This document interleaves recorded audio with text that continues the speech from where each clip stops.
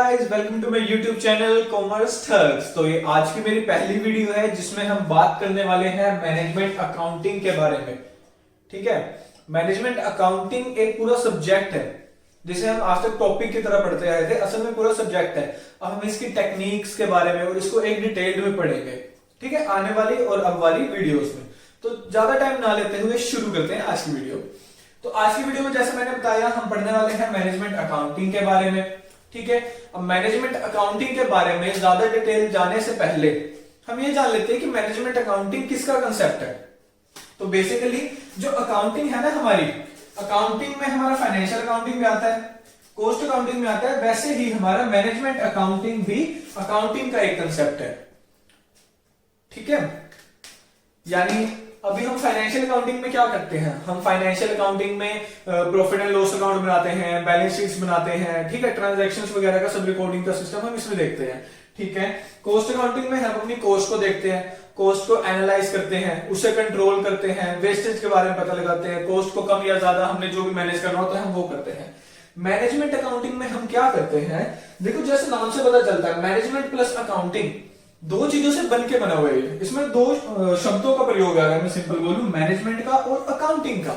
ठीक है, तो मैनेजमेंट का मतलब क्या होता है, जैसा हमने आज तक पढ़ रखा है कॉमर्स में, हम मैनेजमेंट को हम जब पढ़ते हैं तो मैनेजमेंट में क्या होता है, जिसमें हम प्लानिंग करते हैं, जिसमें हम डिसीजंस लेते हैं। ठीक है, चीजों को एनालाइज करके उन पे कंट्रोल करते हैं। ठीक है, उन्हें एप्लीकेबल करते हैं अपने जो न्यू प्लान्स होते हैं, ताकि हमारा एक अच्छा खासा फ्लो बना रहे बिजनेस के अंदर। ठीक है, और अकाउंटिंग का क्या होता है, अकाउंटिंग वो होती है जिसके अंदर हम रिकॉर्ड्स मेंटेन करते हैं, रिपोर्ट्स बनाते हैं, एनालाइज करते हैं उनको। ठीक है, तो अब जब हम अपने अकाउंट्स को लेकर प्लानिंग करते हैं, डिसीजन लेते हैं, तो वो हमारा मैनेजमेंट अकाउंटिंग कहलाता है। इन द वर्ड्स ऑफ, अगर मैं आप सबको सिंपल बताऊं, हमारे आर एन एंथनी की तरफ से जो वर्ड्स हैं उनके अकॉर्डिंग क्या है, management accounting is concern with the accounting information for management. यानी अगर सिंपल सा मैं उसे एक्सप्लेन करूं, जो हमारा मैनेजमेंट अकाउंटिंग है is concern with accounting informations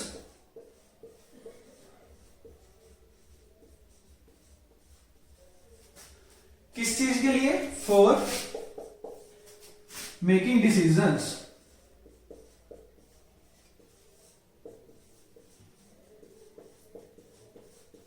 और we can say for making management. ठीक है, फॉर मैनेजमेंट।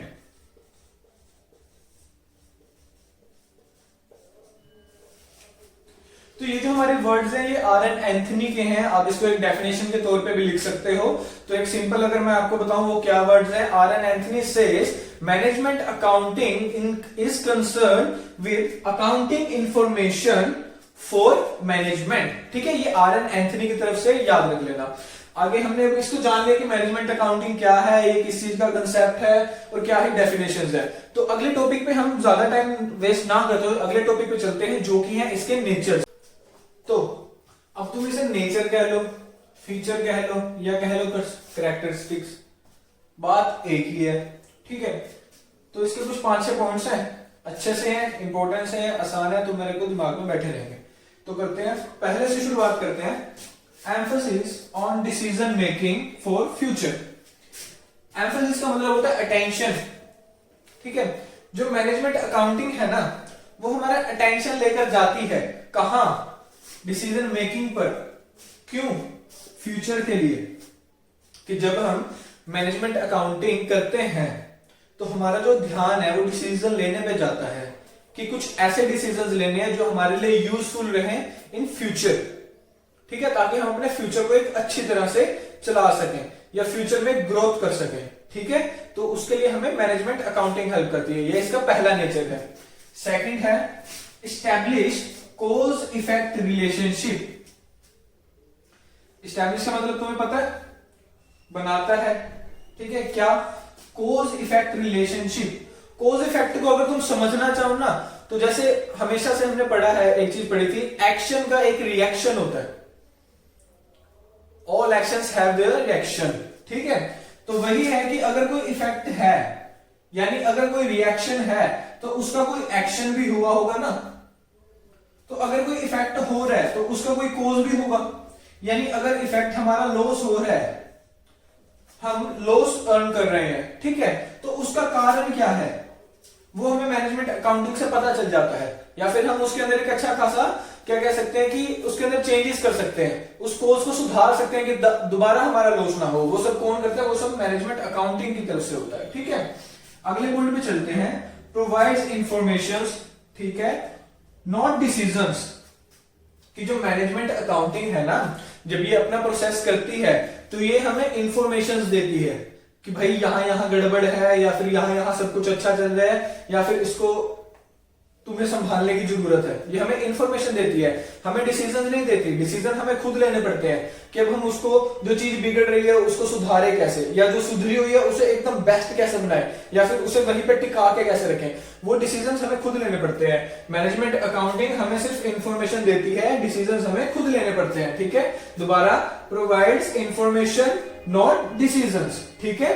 अगले पॉइंट पे चलते हैं, जो फोर्थ है, आर्ट एंड साइंस। जो हमारा मैनेजमेंट अकाउंटिंग है ना, ये आर्ट भी है और ये साइंस भी है, ठीक है। अब ये आर्ट क्यों है? हर कोई बंदा नहीं कर सकता, आर्टिस्ट ही किसी आर्ट को परफॉर्म करते हैं। आर्टिस्ट, अब कोई अगर स्केच करने वाला है तो वो स्केच बहुत अच्छा बना सकता है, कोई हारमोनियम बजाने वाला स्केच अच्छा नहीं बजा सकता, है ना। तो वही है कि ये आर्ट है, ठीक। स्पेशल स्किल्स चाहिए इसको करने के लिए। और साइंस क्यों है? क्योंकि इसके अंदर टेक्निक्स का यूज होता है, एक्सपेरिमेंट्स का यूज होता है, तो इसलिए ये साइंस है, ठीक है। साइंस की वजह से हम एक्सपेरिमेंट्स करते हैं, आर्ट्स उन एक्सपेरिमेंट को संभाल के रखने में मदद करता है, ठीक। चलो आगे चलते हैं। आगे हमारा जो फिफ्थ पॉइंट है वो क्या कहता है? Application is optional. Application is optional का मतलब क्या रहेगा कि जरूरी नहीं है, या ऐसा कहीं लॉ में, किसी कंपनी लॉ में ऐसा लिखा नहीं है कि तुम्हारी कंपनी में मैनेजमेंट अकाउंटिंग होना ही चाहिए, नेसेसरी नहीं है तुम्हारे लिए। एप्लीकेशन इज ऑप्शनल, तुम्हारी मर्जी है। अगर तुम चाहते हो तुम्हारी कंपनी में मैनेजमेंट अकाउंटिंग रहे तो तुम उसे रखो, तुम्हें चाहिए कि नहीं चाहिए तो नहीं रखो। बट अगर तुम मैनेजमेंट अकाउंटिंग रखोगे तुम फ्यूचर से अच्छे तरीके से डील कर पाओगे, ठीक है। तो मैनेजमेंट अकाउंटिंग का बहुत अच्छा रोल रहता है, जरूरी नहीं है कि रखो, तुम्हारी मर्जी है, ठीक है। तो it is not, application is optional, simple, ठीक है, कि एप्लीकेशन इज ऑप्शनल, कोई फोर्स नहीं है, कोई नेसेसरी नहीं है कि इसको रखना ही पड़ेगा तुम्हें, ठीक है। अगले फाइनल पॉइंट पे चलते हैं, वो क्या कहते हैं? Increase efficiency. जब हम हर एक चीज को मैनेज करके चलेंगे, एक अच्छे तरीके से चलेंगे, हमारा वेस्टेज कम होगा, ठीक है, हम प्रोडक्शन अच्छा कर पाएंगे, ठीक है, टाइमली कर पाएंगे, ठीक है। उस सबसे क्या होगा? प्रॉफिट होगा। प्रॉफिट क्यों होगा? क्योंकि हमारी एफिशिएंसी बढ़ जाएगी, ठीक है। तो जो मैनेजमेंट अकाउंटिंग है ना, ये हमारी एफिशिएंसी को इंक्रीज करता है, ठीक है। तो इसी के साथ अभी हम नेचर के 5-6 पॉइंट पढ़ते हैं, स्क्रीनशॉट्स वगैरह लेने हो ले लो, फिर अगले टॉपिक पे चलते हैं। भाई नेचर करने के बाद जो अगला टॉपिक आता है वो हमारा होता है फंक्शंस का, जिसे हम ऑब्जेक्टिव भी बोल सकते हैं, बोलने को तो इसे इंपॉर्टेंस भी बोल सकते हैं, क्योंकि वही पॉइंट्स हैं, इंपॉर्टेंस में भी काम आएंगे, तुम्हें बस हल्का सा सेंस बदल जाएगा लिखने का, तो इसे हम इंपॉर्टेंस भी बोल लेते हैं, ठीक है। साथ के साथ हो जाएगा इंपॉर्टेंट क्लियर, ठीक है। तो अभी हम करने वाले हैं फंक्शन, ऑब्जेक्टिव और इंपॉर्टेंस। पहले बता रहा हूं, हल्का सा सेंस चेंज करना है लिखते टाइम, बाकी सब कुछ पॉइंट सेम लिखोगे चलेगा एकदम बढ़िया, ठीक है। तो शुरू करते हैं। हमारा पहला फंक्शन कह लो, मैं फंक्शन बोल के भी बात करूंगा। जो हमारा पहला फंक्शन है मैनेजमेंट अकाउंटिंग का, वो क्या है? Collection of data. कि जो हमारा मैनेजमेंट अकाउंटिंग है वो क्या करता है? डाटा कलेक्ट करता है, ठीक है।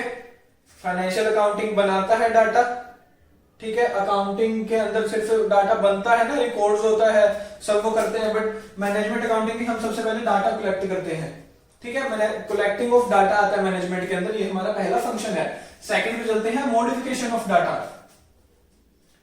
ठीक है। अब हमारे पास जो भी डाटा आया है उसे एक अच्छे तरीके से मॉडिफाई करके लिखना, लाइक ग्राफ्स बना के करना, ठीक है, या फिर स्टैटिकल टूल्स की मदद से उसे अच्छे तरह प्रेजेंट करना ताकि आसानी से समझ आ जाए और हम आसानी से डिसीजन लेने के कैपेबल हो सके, ठीक है। हमें पता रहे कि असल में अच्छा असल चीज ये है, ठीक है। ग्राफ्स के अकॉर्डिंग जैसे हम करते हैं ना कि हमारा जैसे ये जा रहा है तो ये हमारा ऐसे जा रहा है, तो हमारा ये प्रॉफिट पहले साल इतना था, दूसरे साल इतना, तीसरे साल इतना, ग्राफिकल दिखा देंगे डिजिट्स के नंबर में। उसे मॉडिफाई करना डाटा को किसी भी तरीके से, जरूरी नहीं है ग्राफिकल, किसी भी तरीके से अपने डाटा को मॉडिफिकेशन करना, वो कहां होता है, मैनेजमेंट अकाउंटिंग के अंदर होता है।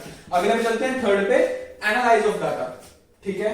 हम मैनेजमेंट अकाउंटिंग में हमारा जो भी आता है हम उसे एनालाइज करते हैं ना कि कहां गड़बड़ हो रही है या फिर कहां हमें और सुधार करने की जरूरत है, हम उसे एनालाइज करते हैं ना, एक बार सारा पढ़ते हैं उसे, ठीक है। तो एनालाइज ऑफ डाटा हमारा फंक्शन में आता है किसके, मैनेजमेंट अकाउंटिंग के। अगले पे चलते हैं, अगला फोर्थ पॉइंट है हमारा help in planning. Management accounting हमने जैसे बात करी थी, मैनेजमेंट का काम क्या होता है, प्लानिंग करना ना, तो ठीक है, हमारे को प्लान करने में हेल्प करता है क्या, मैनेजमेंट अकाउंटिंग। किसके अकॉर्डिंग, अकाउंट्स के अकॉर्डिंग न्यू प्लान्स बनाने में, उन्हें मैनेज करने में हेल्प करता है, ठीक है। तो हेल्प इन प्लानिंग। अगला पॉइंट सेम लगभग, हेल्प इन ऑर्गेनाइजिंग।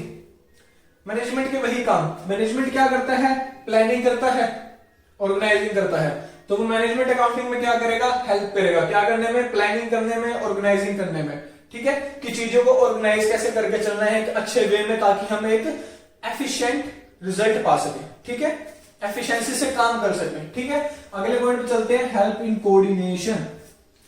तो भाई ये कैसे होगा, कोऑर्डिनेशन क्या होता है, जब मिलजुल के काम हो रहा है, ठीक है, कोऑर्डिनेशन, ठीक है। तो मैनेजमेंट अकाउंटिंग कोऑर्डिनेशन कैसे करती है, मैनेजमेंट अकाउंटिंग में हमने क्या करना है, मैनेजमेंट अकाउंटिंग में हमने डिसीजंस लेने हैं, हमने प्लान्स बनाने हैं, तो ठीक है, तो हम सबकी सलाह लेंगे ना, भाई हाँ तेरे हिसाब से क्या होना चाहिए, भाई तेरे हिसाब से क्या होना चाहिए, अब इसका अलग कुछ आ रहा है, इसका कुछ अलग आ रहा है, तो भाई हम कुछ इनका म्यूचुअल लेके चलेंगे, अपना भी कुछ डिसीजन लेंगे, मीटिंग्स करेंगे, मैनेज करेंगे चीजों को, तो उससे क्या बढ़ेगा, कोऑर्डिनेशन बढ़ेगा, तो इट्स हेल्प इन कोऑर्डिनेशन। चलते हैं अगले पॉइंट पे। अगला पॉइंट क्या कहता है, हेल्प इन मोटिवेशन।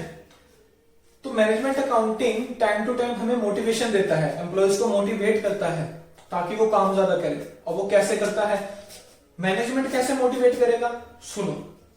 पहली बात, मोटिवेशन सिर्फ ये नहीं कि वो तुम्हें आके कोई ज्ञान दे रहे हैं, कि तुम्हें बढ़ा चढ़ा रहे हैं कि तुम ये करो, तुम वो करो, तुम कर सकते हो, ठीक है।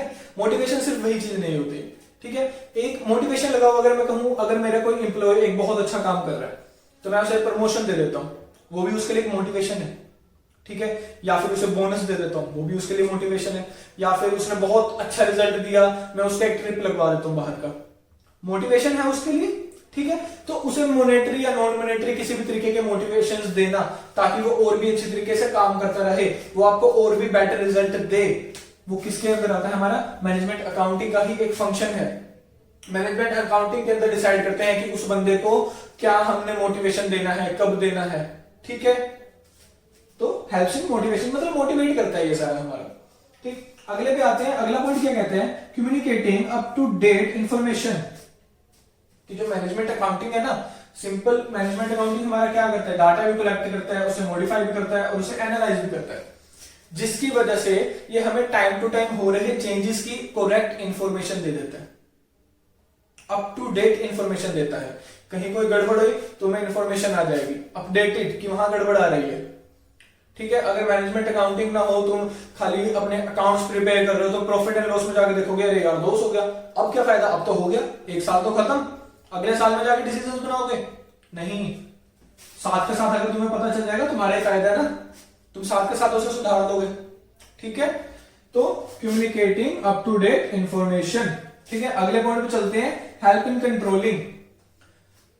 सिंपल मैनेजमेंट का काम है यार, मैनेजमेंट का काम है प्लान बनाना, उसे एग्जीक्यूट करना और उसे कंट्रोल करना। तो कैसे कंट्रोल करता है, हेल्प इन कंट्रोलिंग कैसे करता है कि तुम्हारा जो स्टैंडर्ड है क्या तुम उसे अचीव कर पा रहे हो, तुम्हारे वेरिएंसेस आ रहे हैं वो क्यों आ रहे हैं, किस लिए आ रहे हैं, ज्यादा आ रहे हैं तो उसे ज्यादा कंट्रोल करो ना।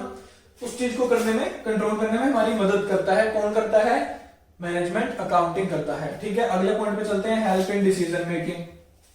फाइनल है कि देखो अब तुम्हारा मैनेजमेंट अकाउंटिंग तुम कर रहे हो, तुम्हारे पास नवे नवे एनालाइज डाटा आ जाएंगे, तो तुम उन्हें मॉडिफाई करोगे, तुम अच्छे से उसे एनालाइज कर लोगे, ठीक है, सब हो गया। अब तुम डिसीजन लोगे ना, डिसीजन लेने में मदद करता है ना तुम्हें, कि तुम नए डिसीजन ले सको, कि ताकि तुम इस बदलते हुए डायनेमिक इन्वायरमेंट में, अपने डायनेमिक इन्वायरमेंट में सर्वाइव कर सको, आगे आने वाले ईयर्स में या जो अभी चल रही है सिचुएशन उसमें अच्छा खासा प्रॉफिट कमा सको, एक लॉन्ग टाइम सर्वाइव कर सको। डिसीजन मेकिंग में हेल्प करती है, तो वही management accounting helps in decision making. तो अभी इन्हीं टॉपिक्स के साथ आज का वीडियो हम खत्म करते हैं, एंड करते हैं। अगली वीडियो में हम इसके टूल्स एंड टेक्निक्स के बारे में बात करेंगे, इसके लिमिटेशंस के बारे में बात करेंगे, और साथ में ही इसको डिफरेंशिएट करेंगे इसको फाइनेंशियल अकाउंटिंग और कॉस्ट अकाउंटिंग से। तो नेक्स्ट पार्ट भी जरूर देखना, और अगर आपको आज की वीडियो भी अच्छी लगी हो तो मुझे सब्सक्राइब करना मेरे चैनल कॉमर्स ठग्स को, और लाइक जरूर करना, और अगर आपको कोई भी इश्यू हो, कोई क्वेरी हो तो कमेंट्स में जरूर बनाना। Thank you guys.